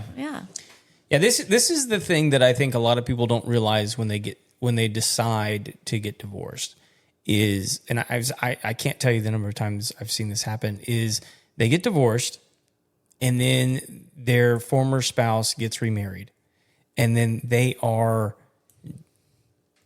just aghast at the kind of person. Oh yeah, they change. That they now have to allow their child to be around. Yeah. I've seen it where, they had a marriage based on faith, and then they divorced, and then the person decided to go a different direction and bring another person into that relationship that had the similar values that they've now adapted to their lifestyle. And the person that they were formerly married to is like, oh my gosh, like, I didn't realize that you were going to be bringing somebody else that's going to reinforce these horrible beliefs that I vehemently oppose. Studying, it's a horrible thing. Don't ever do your homework. I'm just kidding. No, it's like, but like, it's like, what did you think was going to happen? Well, Right. and that's so planning ahead is part of what I have to advise people on, right? Is it's not just about today and how things are today, but how will things be in 5 years and 10 years? You know, a lot of times people will get remarried or they'll start dating someone new and you know, they could change. Maybe now they are more involved in the child's life or they're not, right? Or they try to be more controlling or not. And people have to realize that what's best or what they feel is best for them now may not be what they're going to want in 5 years, 10 years. Yeah. And that's where our orders are supposed to be in place for when you're not getting along, right? For that 5 years down the road, the 10 years down the road. Yeah. Not necessarily just right now. Because in Texas, in our orders, one of the lines in a possession order, it's one of the first lines that you have is that you can do whatever you want by agreement. Right. And so that's something I always tell people. If you guys are getting along, great. Do whatever you want. But you need an enforceable order so that when you do get remarried or he or she gets remarried and now you're not getting along because they're completely different, right? Married a psychopath. Yes, yes. Hey, don't talk about me like that. You're still married. It's fine. Yeah. Then, you know, that's what you're preparing for is for that Can change. you put stuff into the order that says if No. the person gets remarried? I'm just, no. If You it's started just that no. sentence with yeah. if. Yeah. Well, like if the person gets remarried, if it's an if, it's no. I mean, When the person gets remarried, I want to have the opportunity to change custody. Can you you do have that? that opportunity because a marriage would be a material and substantial change. Okay. Yeah. So then you modify, right? But you don't want to have to go to court every time Sure. something changes, right? Sure. Just because someone moves or I mean, you do, but they don't. Yeah. yes, you know, Change all the time. Okay, so Yeah. I have some home fight. Yeah. I have some home questions that I think are pretty like FAQ kind of like divorce home kind of stuff. Does it make a difference in a divorce negotiation whether or not you left the home? How long? Sure. Right. So I think it matters. I've had cases where people have left the home because they didn't feel safe. Right. And in the case that's coming to my mind, the person was out of the house for several months. And on temporary orders, when we finally got our temporary orders hearing, we were able to get that person back in the house with the children. Just because you leave a home doesn't mean you lose your rights to that home. It's still community property. So In Montgomery County in Texas. in Texas, In yeah. Texas, If you're moving out of the house, it doesn't mean you no longer have an interest in that property. Now, it could change for purposes of creditors. It could change the type of interest you have. Right. But it doesn't change the property itself and that it is community if you purchased it during the marriage, right? Okay. But it could change whether you're going to get back into the house, right? If you've moved out and you've found an apartment or a house, right? You don't need to go back to the house. You've got a new place set up, right? Right. So that could change. But people come in a lot saying, "Oh, well, I've been told that if I leave, I've abandoned the house." Right. No. Okay. No. So not a thing here in Texas. Yes, but if you're going to, be an attorney, right? Yeah. If you're going to leave the house, I would recommend talking to an attorney. Absolutely. Okay, so similar scenario. You leave the house, but I think you brought this up earlier. Sometimes people move to new areas and they don't have any connections. Say you're here in Montgomery County, you're living in a home, you don't feel safe, but your family's in Louisiana. Should you go to Louisiana? Has a case been filed? I mean, no, I'm asking you. no, For I don't. your- I have no idea. So I mean, like, So- Make up a scenario is what she's saying. no in case has your been filed. example- I'm running home to mama. So you have that right as a parent to go wherever you want. You can take your children anywhere you want. Okay. As a parent, Well, so let's get kids out of the equation. I'm in Montgomery County. I have a house here with my husband. I don't feel safe. And I'm not saying who doesn't feel safe, but somebody doesn't feel safe, and they're spouse one leaves. Spouse one leaves, and they go to Louisiana. They don't lose their interest for community property purposes by leaving and going to Louisiana. Okay. Just like, some people do this separation thing and say, Right. oh, well, we separated 10 years ago. Well, did you get divorced? No. Mm-hmm. Well, everything that you've earned, The IRS is coming. no, for the last 10 years. Yeah, exactly. That it's the spouse is coming. Yeah. I mean, because they're going to take half of that. Wow. And so Especially if they can show that they've been paying the property It doesn't- taxes and they've been paying the mortgage. And it doesn't matter. Really? If it was community property, it doesn't matter. For purposes of dividing that asset. sucks so now, much. again, especially if you're the one been paying. yeah. So if you're thinking about a separation, again, talk to an attorney, Yeah. right? But it can change your interest as creditors come into play, but not for property purposes. Okay. Interesting. Yeah, because I think there are definitely situations where I don't know necessarily why they would do this, but I think it happens where a mom and a dad, let's say they've got 3 kids, 2 of them are in college. and Why would people have 3 kids? Is Oh that- my goodness! I'm it's- just- I have 3 kids. Yeah, I'm just kidding. Just kidding. you'll see. Because they're awesome. Yeah, I'm gonna just put that on you. Okay. Please don't. So, yeah. So let's say that they got 3 kids. 2 of them are in college. There's one who's a senior still in the house. Mom and dad can't live with each other anymore, and so dad moves out. Mom stays in the house, but they're staying married for the senior Oh, yeah, that year. happens all the time. Happens all in the the third time. bedroom. Right? Exactly. Well, there's that too, but it happens all the time, Uh-huh. and they're still legally married. Like there's, I mean, people can leave and have. I mean, there are lots of people that have multiple homes, Yeah. right? And Bill Burr's dad, apparently. as well. Yeah, okay. He- quite a few yeah.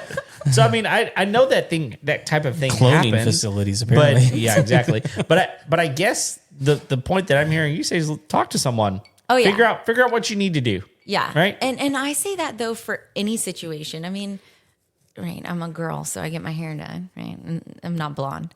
Right. So You are today. I am. So I don't do my own hair because it would probably turn out some wonky color that Orange. or fall out or something, right? Is that what happened, Orange. Kev? I feel like orange would be better. It's a bad Nair project, but whatever. It just didn't go well. You're trying to go blonde? Yeah. Nair. You remember Nair? Why did I come up with Nair of all things? I remember it. I'm still using it. I'm still haunted by it. Yeah. Sorry. You're not blonde. Yes, I'm not blonde. I go to a hairdresser, right? Because she knows what she's doing. Right. You go to people that specialize in things, right? Do it for attorneys. Do it if you've got a family law matter. Do it if you've got a business you're trying to set up. You go to a business law attorney. If you've got tax issues, go to a tax attorney or a CPA. Don't skimp on hiring an attorney. And I say that my husband, I love him to death, but he's one of those people that it's like, why are we getting this ketchup? It's ketchup. I'm like, yeah, but I like the Hunts, or I Right. I like whichever Everybody's one got this a one is. brand. Right. McDonald's.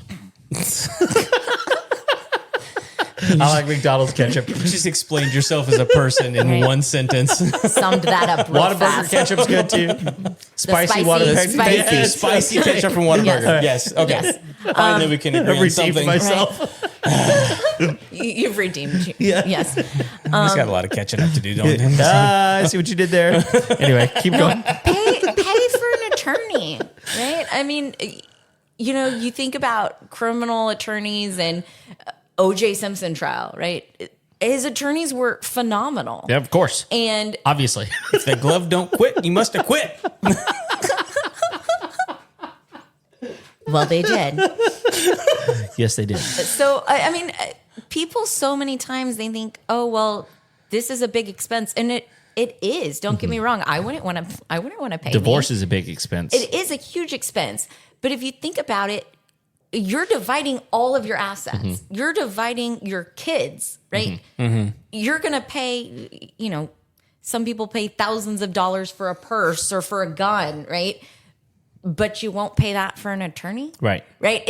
It's priorities. And this is the rest of your life, potentially financially, depending on how old you are, right? Where you are in life. Don't skimp on your attorney. Right? Yeah.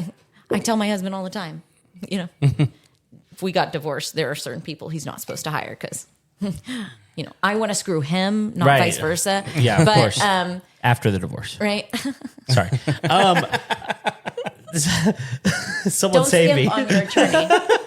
You can't be saved. Well, I It's can't. too late. No, so but I think this does bring me up to another question, and that is here's the thing. I want out of marriage. I'm done with this.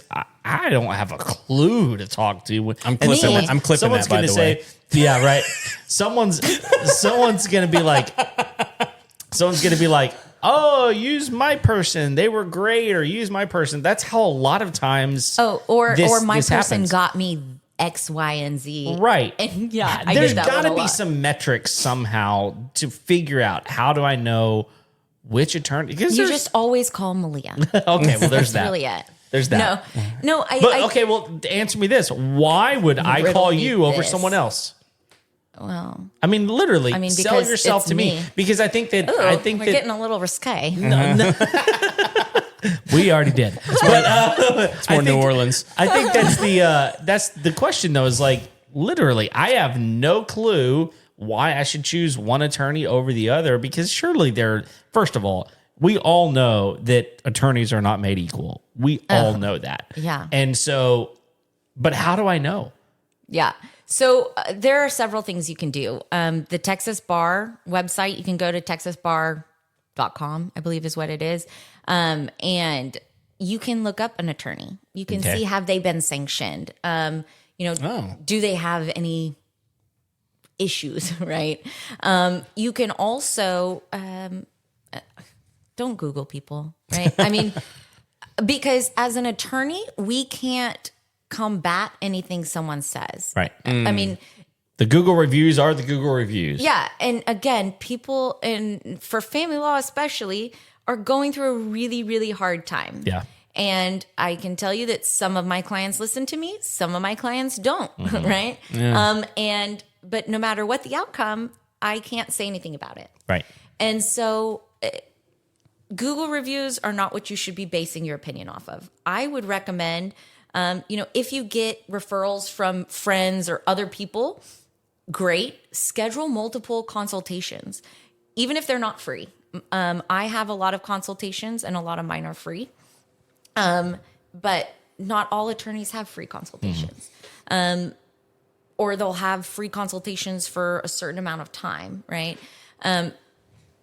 Meet with different attorneys because you want to figure out who fits best with you, right? Some people get along great, others don't. Some people are going to have similar views to you and others won't. One of the things that I pride myself on doing is being very straightforward with people.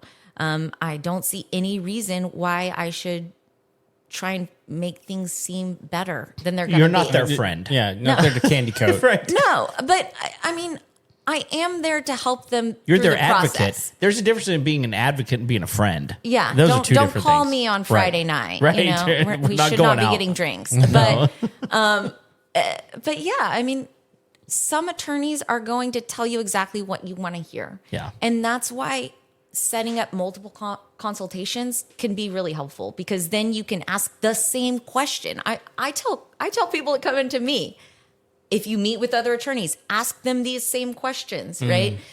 See how they respond. I've had people that have come into me that have had 2 or 3 prior consultations and they're like, well, I've been told this, and this, which is true. Yeah. I'm like, well, technically, all of them are. Depending on But the here situation. is why. Yeah. Right. And so that's why you've got to figure out who fits best with you. And again, don't just skimp. Don't just hire someone because they're the cheapest or because they give you the lowest retainer, because a retainer is not how much it's going to cost. Oh, Yeah, that's true. That's just how much you're putting in a pot, and That how they're much you're going drawing to on. replenish. Yeah. Right. Yeah. It just means you're putting more money back in quicker. Yeah. No, that makes sense. Well, and that's helpful because I think that this is the case with a lot of situations. I've never been in this situation before. I don't know what to do. And especially because you're angry and you're hurt and you're, disgusted or whatever it is that got you to the place where you're at, you're emotional.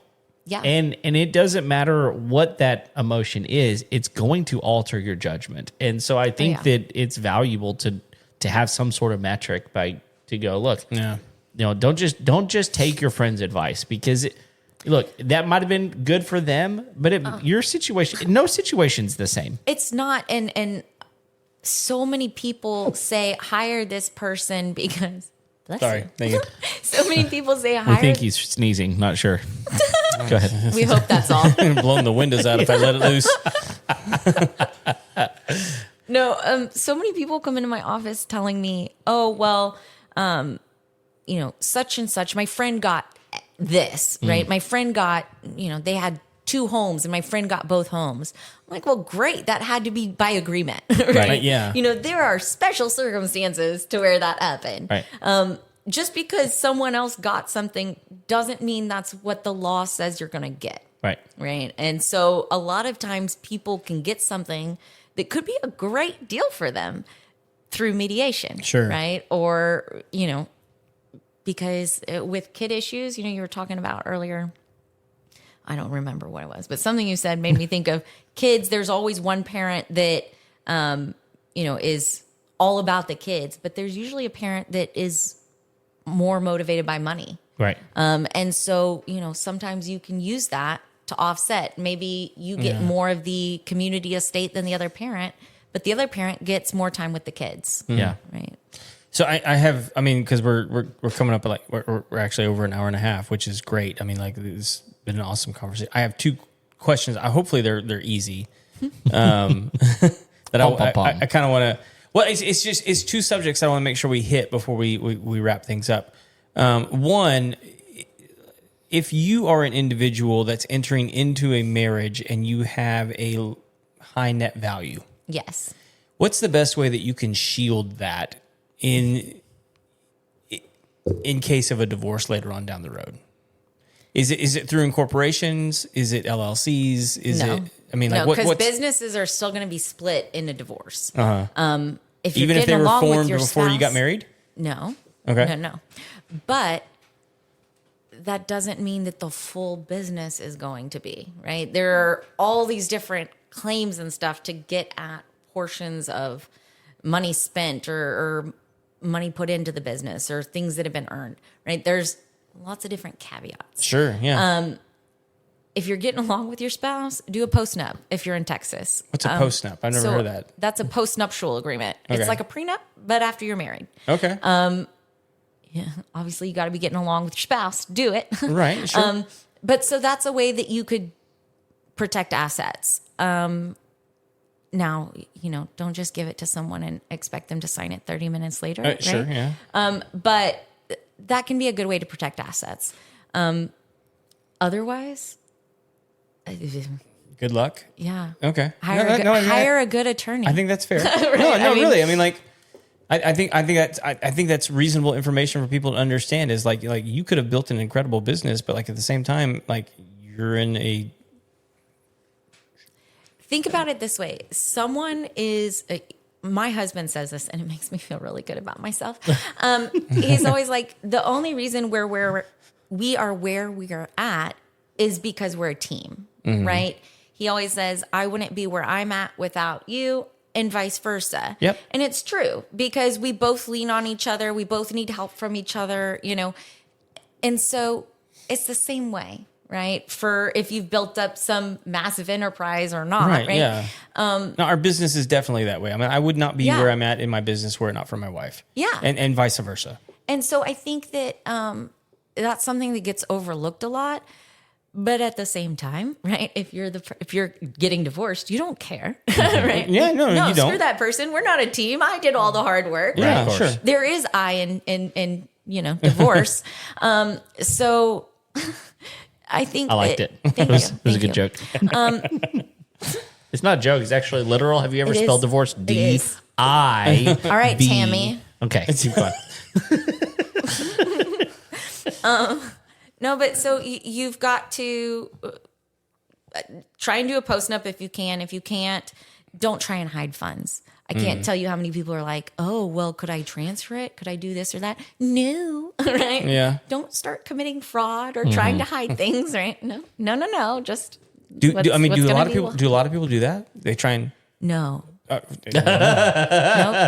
That never happens. None of your clients. Obviously. All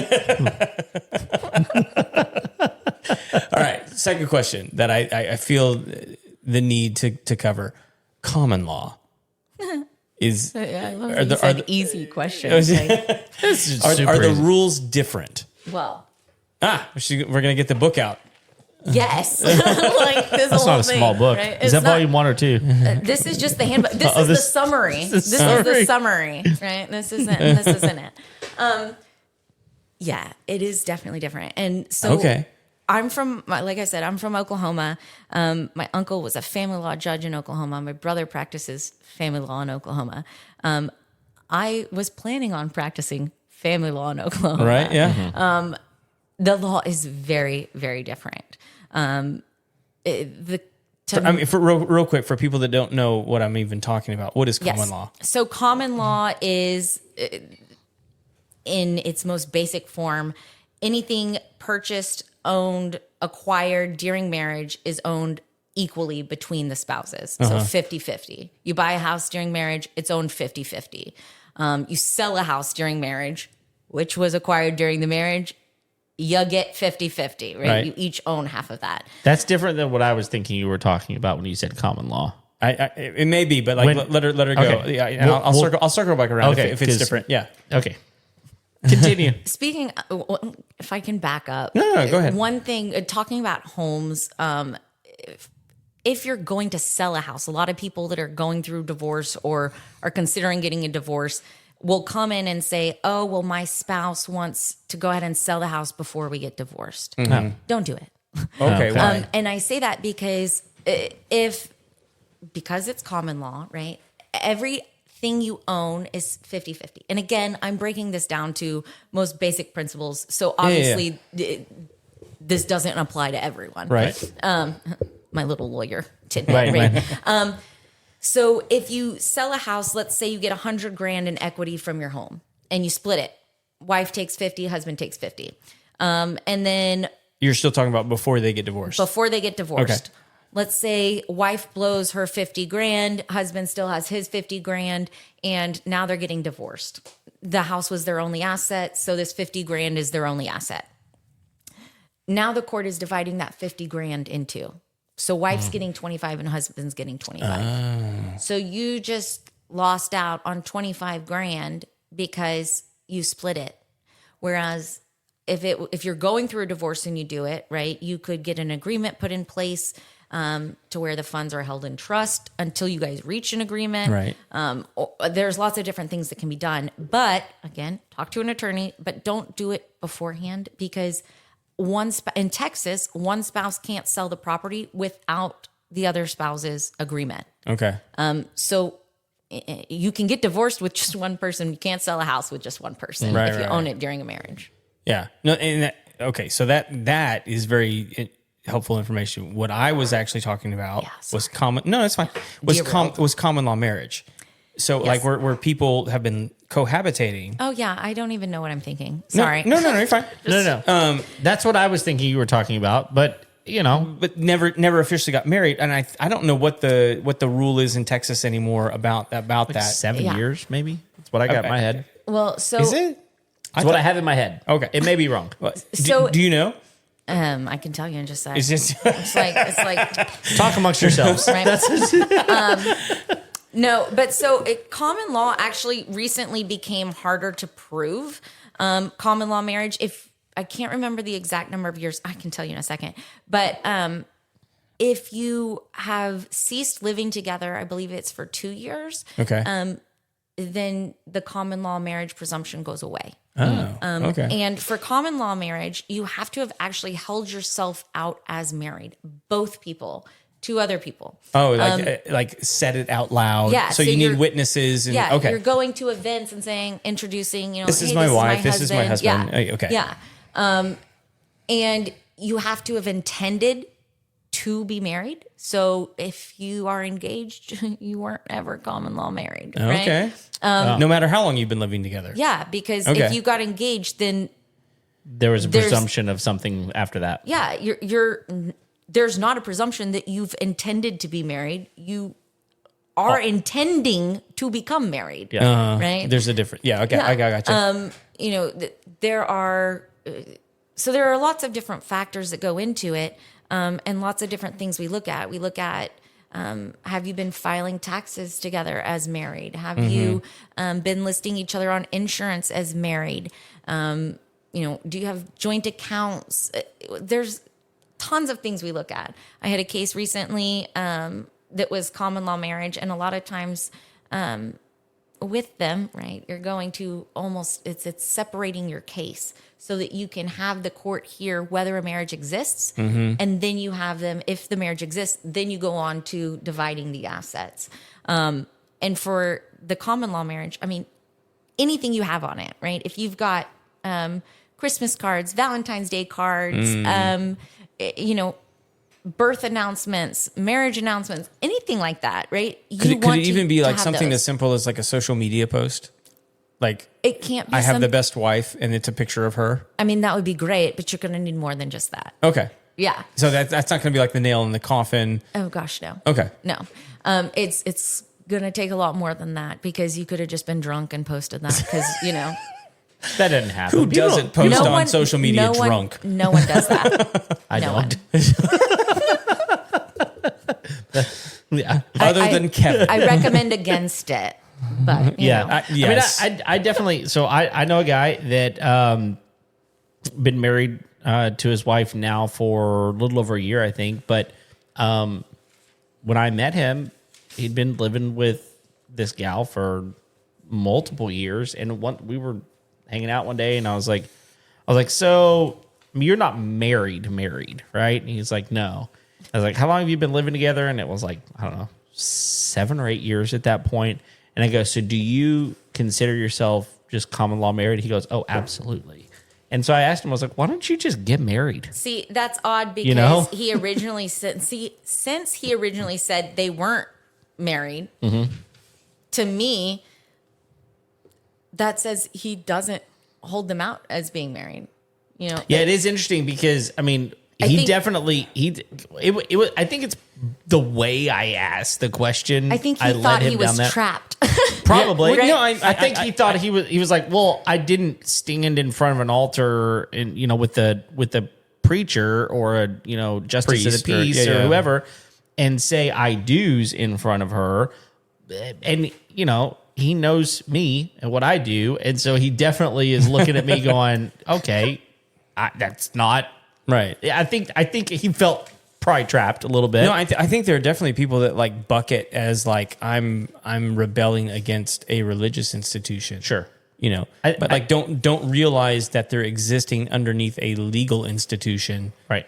Which are two different things. Yeah, but they were filing taxes together. They had bought a house together. Well, I mean, like they were. I mean, for all intents and purposes, they considered themselves married. They just never, gotten a marriage certificate and done the whole thing. Well, and so with common law marriage, though, I think a lot of people fall under the misconception that just because you've been together for a long time, now you're common law married. Right. And that's not the case. You do have to hold yourself out as married. Does it make a difference if there's kids? No. Really? No. Interesting. Okay. You don't have to be married to have kids. I don't know if you knew that. Well, I mean, like we have Elon with 11. It's like, Yeah, you can reach out to me Is for that that one of too. I'm just saying. Is that one of his kids' names? I can't remember. Sure. 11? Doesn't he have like... It is a number or symbol or something. Yes. yeah. Yeah. Another thing though for common law marriage is you have to actually both be living in Texas together. Sure. So Makes if sense. let's say one of you moves to Mississippi, right? Or Arkansas, right? You move to Arkansas and you're living there. That's happening. And your common law wife is living in Texas and it's been 3 years of you guys living apart. I don't know that the common law marriage is still there. Really? I think the presumption goes away now. I mean, then you've got to make arguments as to why you believe you're still so married. Okay, like that scenario is interesting to me because like what if you're in Texas and you felt like you existed underneath a common law marriage, would you file for divorce? Yes. Okay, so like if I file Because you want their stuff. what sure. Yeah. So if I'm in Texas and my estranged common law spouse is in Arkansas and I file for divorce in Texas, How long were you living together in Texas? 5 years. Okay, and how long has estranged spouse 2. been in? Then yeah, you're SOL, Okay. right? You gotta SOL in what sense? because of the time period that Like I can't demand anything from them or like because of the time period. I mean, you could still file it, right. but you've got to overcome the presumption that there is no common law marriage at that point. Okay. So it's kind of like this back and forth who has to prove what. Right. And that's the presumption that I'm talking about. And And I know that there's all sort of nuance involved with Yeah. this because I mean I can come up with all sorts of weird oh yeah, scenarios. we could go on for Yeah. ages. Yeah. But for purposes of if some like let's say she's living outside of Texas for 6 months, right? That's completely different. She'd have to. It's a shame of leaving me. Someone's a little coffee. You No, have but no idea. He's not wrong. oh my goodness.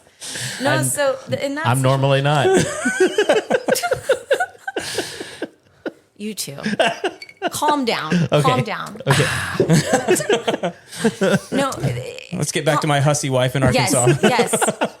Does she get half my stuff or not? I'm going to clip that. Yes. Sorry. yes. Do you want to talk? Make sure just put it on repeat. You should put it in like a Valentine's Day card, maybe, to go with the tree. With a tree. With a tree. Yes. Carve it into the bark. Yes. Of course. For my loving hussy wife in Yes. Arkansas. I think that's great. I think she'll really love it. Yes. Yeah. Sorry. I She's a wasn't lucky a part woman. of coming up with this. No. Just No. leave Yeah, me no, out. of Yeah. course. Yep. Yeah. You had nothing to do with it. No. Carry on.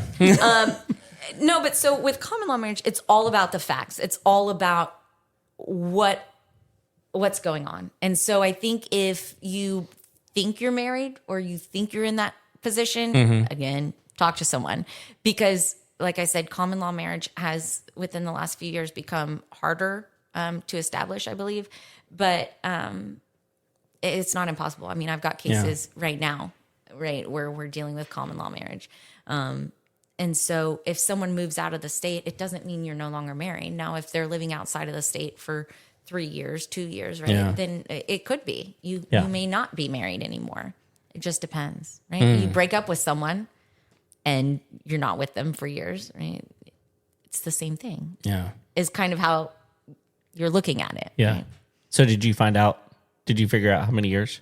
Oh, gosh, no. Oh, okay. It doesn't matter. It really doesn't matter. But because we should all be just, trying to exist underneath the wise words of Bill and Ted. Which ones? Be excellent to one another. Oh, that's true. Yeah, I just think If we would just do that. Let's just be excellent.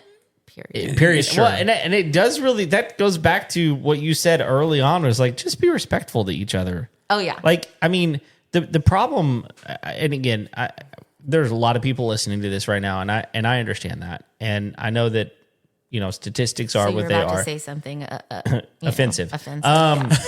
Okay. So, but the truth is, like, if you would just be less selfish and care about the other person, and love them the way they need to be loved. See, we shouldn't encourage that. No, we should. And the thing is, like, I realize there's there is so many circumstances that doesn't fit, especially when there's abuse or when there's, significant changes that are happening. I understand there's a lot of things I didn't agree to that, whatever. But I also look at it and go, it's funny to me. It was really funny to me whenever you're like, look, one person can get, make the divorce. Yeah. You get divorced, but a house, it takes two people. And I'm like, didn't two people make a vow? Yeah. Like, do vows not matter anymore? Does a covenant not matter anymore? Because but that's where you're getting emotional, right? No, I'm not getting emotional at all. It's a contract. But to me, that's the contract. Like, it still takes, it's a house contract. It's a marriage contract. Like, but those can all be broken by one person. But not a house contract. You just said it can be broken, but not sold. Okay, so there's a difference in selling and broken. Yeah, I mean, I could, throw lots of things at the walls and stuff. But so here's the thing with love, and I heard you talking about this earlier, Kevin. You were talking about love as an emotion. I don't think of love as an emotion. I think of love as a decision.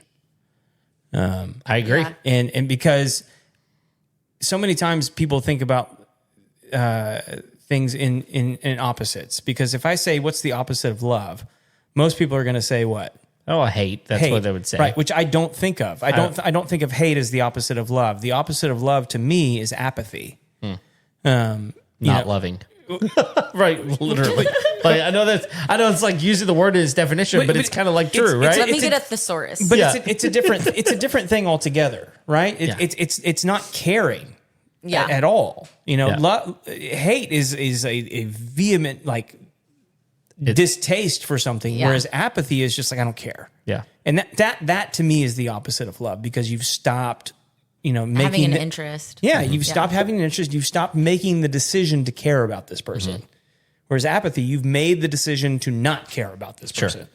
Sure. And that's why I think it becomes even more ugly to a certain degree, because like hate, you can almost understand. Apathy is like way more hurtful. Sure. To a certain degree. Yeah. And it's like you're not worth the time. Yeah. Hate, like you actually have to put some energy into. Yeah, that takes a little bit of work. It does happen quite often, though. I have plenty of clients. Oh, sure. Yeah. No, I'm sure. Well, I think you can also, carry two stones in your pocket. Oh, yeah. Like you can hate and be apathetic towards somebody at the same time. Yeah. So yeah, that's why I think. But like so I don't want to let anybody off the hook, is what I'm trying to say. Is like everybody makes a decision. Oh, yeah. I mean, that's everything in life, right? Is we're all choosing which path we're going down. And it's a series of choices. Yeah. Do you want to, it's like when I was a kid, they had the books and it was like, if you choose to do this, go to page, whatever. Yeah. Choose your own adventure books. Yeah. And I think I always died. It's like the Oregon Trail, right? I think you have to. I think there's none of those books end right. Right? It's like... Yeah. Or maybe that's just my demented brain. Or you just got apathetic and quit reading. Right? Yeah, exactly. I quit. I give up. Exactly. Too many bad decisions. Right. I think, though, that, I would agree with you, but not from a legal perspective. Sure. Right? No. And I think that's the biggest thing. Those are two very different things. Oh, yeah. For sure. And I understand that. And I think it's funny because I tell clients a lot, I would make a horrible client, right? I tell people, I can tell you all day long, here's what you should do, here's what you shouldn't. Mm-hmm. But kind of like we said at the very beginning, you don't go into a marriage planning to get divorced. Right. You don't go into a relationship planning to have a kid, right? You're not spending your whole life preparing for the worst case scenarios. And if you are, you're probably, having miserable a to be miserable around. life. Right. Yeah. And so I do things all the time I probably shouldn't, right? Mm-hmm. And I'm like, don't say anything, Yeah. But that doesn't mean that, I think that just humanizes us. And that's something that I try to be upfront with my clients about is, what you're doing, might not have been the best decision, but I can't say I wouldn't have done the same thing, right? Yeah, I mean, here we are. Yeah. And that doesn't, I think that's something that people have to remember as well, though, is just because you've done something or you're getting divorced, that type of thing, it doesn't make you a bad person, right? It just, that's what all of the different choices or paths you've gone down, that's where you're at now. And I think you just have to figure out how can you be happy at this point? Yeah. What, you know, what do you need? What does your family need to be the best you can be, to for your family Moving to forward. be the best? Yeah. That when you said, like, at least in our county, that most people should expect that a divorce takes about 12 months. No, that's a max. I understand. Yeah. But like, even if it took 6, right? I mean, like, let's cut it in half. It's a lot of time. I would imagine most people have been thinking about it for 12 to 24 months. Yes. You know what I mean? Yeah. And so, like, when you finally arrive at okay, this is what I need to do, now you're looking at another 6 to 12 months in front of you. And that's when the real fighting usually starts, right? Because you drop that hammer and we're splitting. And so, I mean, a divorce, like I said, could be as short as 60 days. On average, I would say probably 3 to 6 months.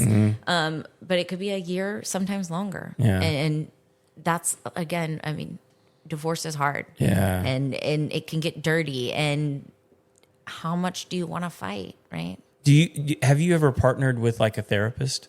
Not During for a case- you. I That's need an a awful- lot of therapy. No, I mean, like, no. I'm wondering if it's in your client's best interest sometimes to have somebody help them with, like, their mental health. So pretty much anyone going through a family law matter, whether it's a modification or setting up an original order for child divorce, I always recommend people or their kids